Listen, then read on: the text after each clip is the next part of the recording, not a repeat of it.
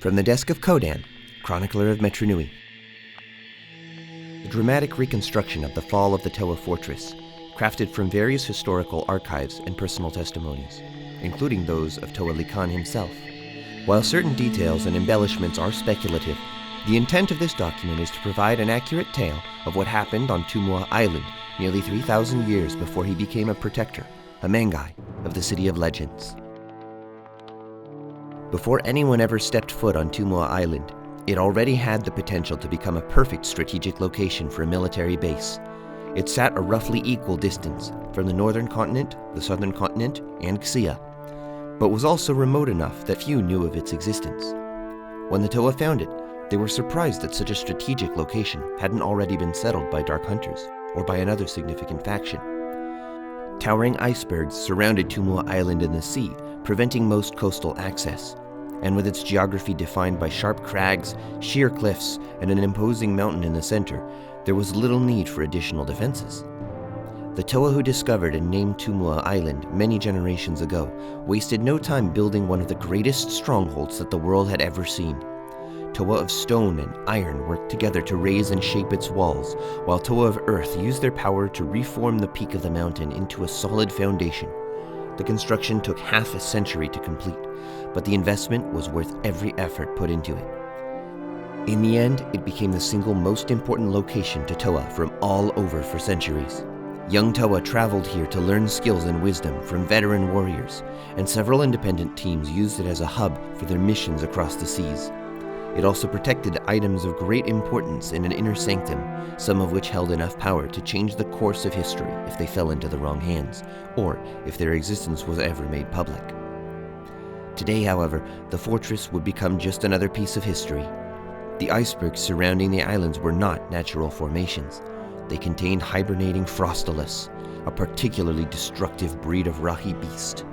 The 8-limbed monstrosities would sleep in their frozen shelters for eons at a time, and upon waking, they would make certain to exterminate any intruders on their territory.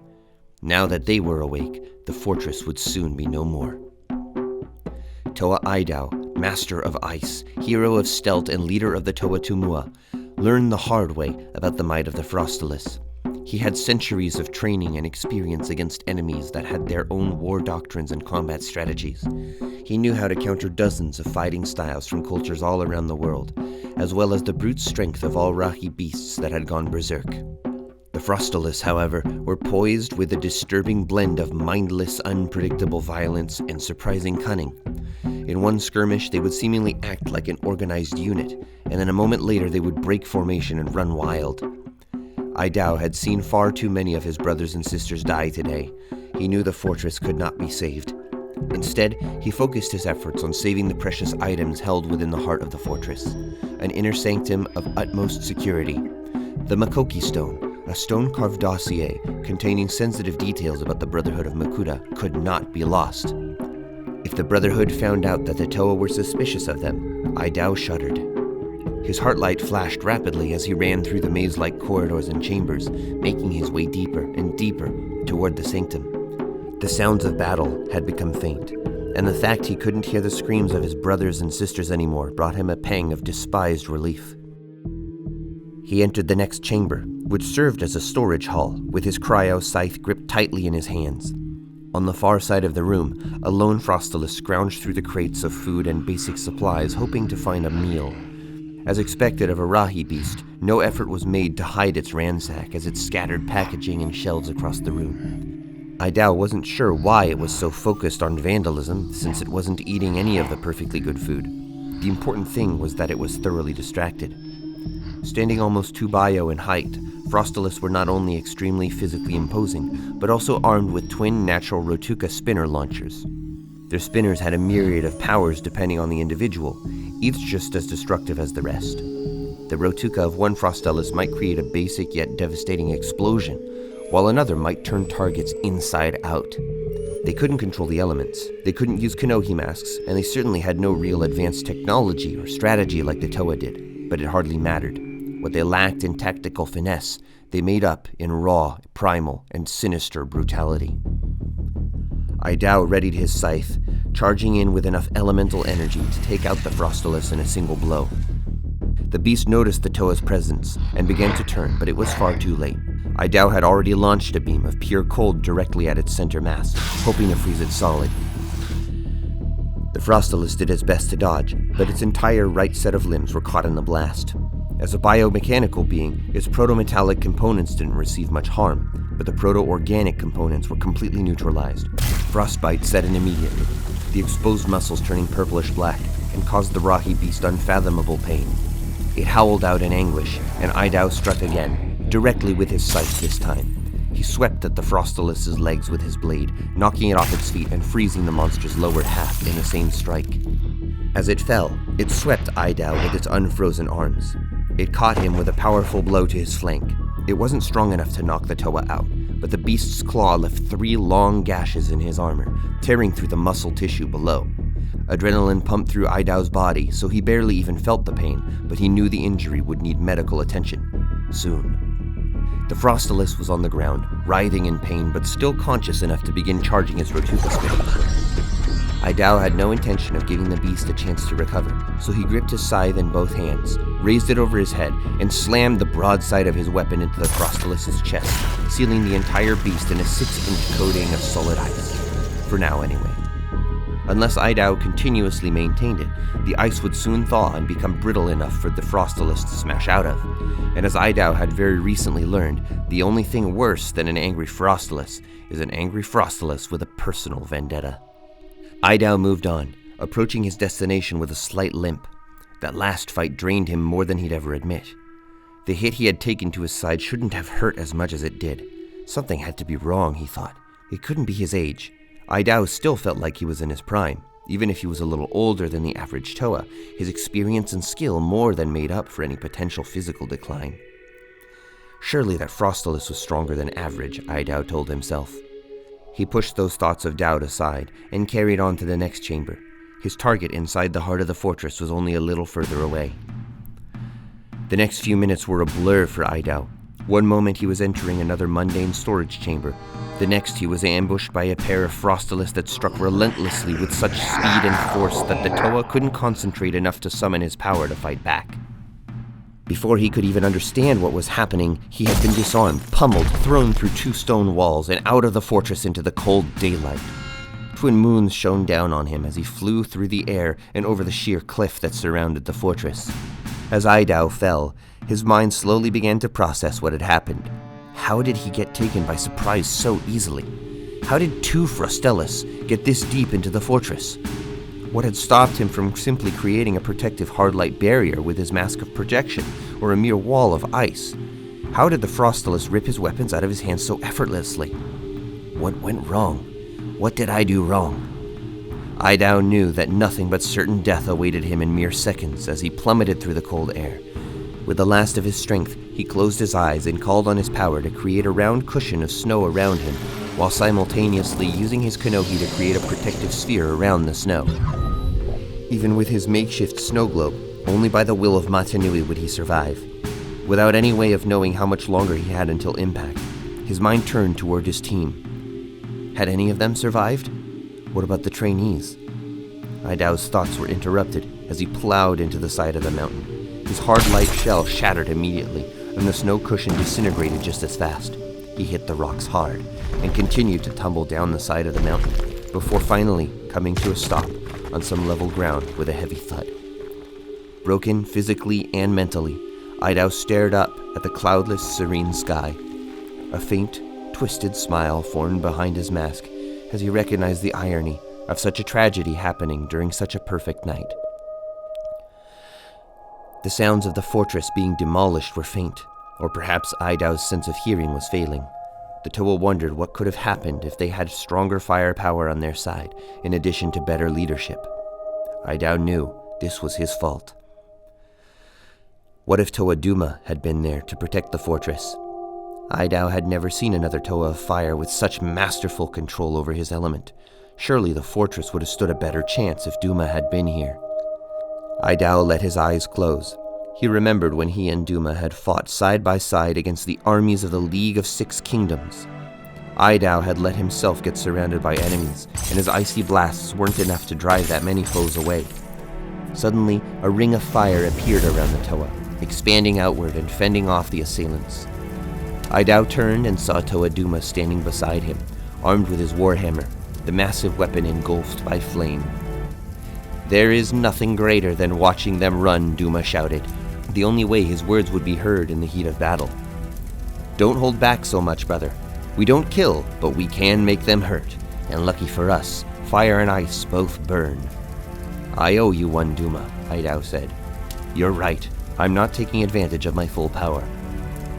With that, Aidau turned and spotted a heat-resistant enemy soldier trying to force her way through the blazing wall of fire that had been giving the Toa their brief respite. Aidau summoned his power, conjured a blunt-tipped javelin of ice in the palm of his hand, and hurled it at the attacker as soon as she managed to step through the flames. It caught her in the shoulder, and she was knocked back through the fire wall, landing on her back. Aidau and Duma smiled and bumped fists. "After all," Aidau said, "what's the point of being a hero if you're not going to use everything Matanui gave you?" "That's the idea," Duma agreed, before he extinguished the flames and turned to face the rest of the army. Aidau and Duma, along with the other members of their team, went on to win a decisive battle against the Baraki's army that day. Aidau would give almost anything to have those years back, fighting alongside Duma, saving Matoran, defeating darkness. He remembered reuniting with Duma after parting ways as Toa so many years ago. It was a bitter memory, for Aidau never expected Duma to become a Turaga.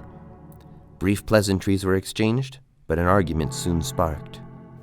"You betrayed everything you taught me," the Toa of Ice exploded. "Look at you! You have reduced yourself to a weakling who can barely light a torch. How are you supposed to fight armies now? How are you supposed to save anyone? How are you supposed to protect the Matoran or your duty to Matanui?" "We've both fulfilled our destinies, brother," Duma shot back. "Our duties become whatever we make them after that. How can you still wish to fight when you can do so much more than that? Through leadership, use your wisdom and knowledge and do so much more than what we could as a Toa. As Turaga, we can build legacies that will outlive us. I have plans for Metronui that will change the entire future of our universe." "So that's it then," Aidau said softly, his tone betraying his rage. "You just desire a different kind of power. You're so afraid of dying you became a ruler instead of a hero. I cannot believe I ever respected such a coward." "You are a short-sighted fool, Aidau. It is time for us to pass on the torch of heroism to new Toa, ones with fresh minds who see the world in a different way. You need to step back and think about what will happen when we're gone." "New Toa?" Aidau couldn't believe this. "Do you not remember all the mistakes we made when we were young? Why let history repeat itself? We were the greatest team this universe has ever known, and we were still in our prime when we split up. You were still in your prime. There wasn't any emergency that forced you to give up your power. There wasn't anything at all. You gave it up for nothing." Aidau couldn't remember the rest of his last conversation with Duma, and he preferred it that way. Criticisms turned to insults, and two friends walked away with nothing but resentment for each other. "You were right, Duma," he said softly to himself. "You were always right." Aidau's prime as a hero had long passed. He should have passed on his power centuries ago. He should have realized that he didn't have to carry the weight of the world on his shoulders forever. He could have, should have, would have. It was too late for Aidau now. Even on his walk of stubbornness, did he still do well? Yes, he realized. Despite his shortcomings, Aidau did his best. The fall of the Toa Fortress wasn't his fault. Nobody could have expected such an attack. Suddenly, a shadow swooped over Aidau. He turned his head to see a young Toa flying in on a hoverboard. Li Khan, Toa of Fire. This was one of the Toa created by Duma when he gave up his power only 5 years ago. Li Khan had a good heart, but Aidau was always reminded of Duma's abandonment every time he saw the new young hero. Even now, Aidau still felt a tiny pang of bitterness. It should be Duma coming to save him instead. "Toa Aidau, you're hurt," Li Khan shouted as he landed next to the Toa of Ice. Such remarkable observational skills, Aidau thought to himself. "I know, Li Khan. Too hurt to save," he said. Don't say that, Likan argued, pain in his voice. He wasn't about to let his mentor and leader die like this. I've got you. No, you don't. You don't have a mask of healing, Aidau said. Save the heart of the fortress. You have to retrieve the Makoki stone inside.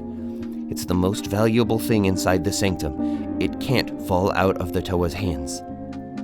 I don't care about some carved rock. You're worth more than anything in that fortress. Likan carefully tried to lift Aidau onto his hoverboard, unintentionally causing a rush of pain to blaze up Aidau's side like lightning. He cried out. Likan gently set Aidau back down. His mind started racing as he considered how to safely move his leader. I'm not worth more than your future, Likan. Leave me behind, Aidau said, his voice breaking. That is an order from your commander. Likan stared down at Aidau. I won't leave you, Toa Aidau. Looking up at Toa Likan, watching the young hero attempt to save him, Aidau noticed something he had never paid attention to before. Likan's heartlight rapidly flashed a brilliant green hue, standing starkly out against the dark night sky, the same color as Duma's had so long ago. Perhaps, Aidau thought to himself, Duma is here, or a part of him anyway. He clearly saw something in this one, something that I was too arrogant to see. Although it caused him incredible pain, Aidau reached up and grabbed Likan's shoulder.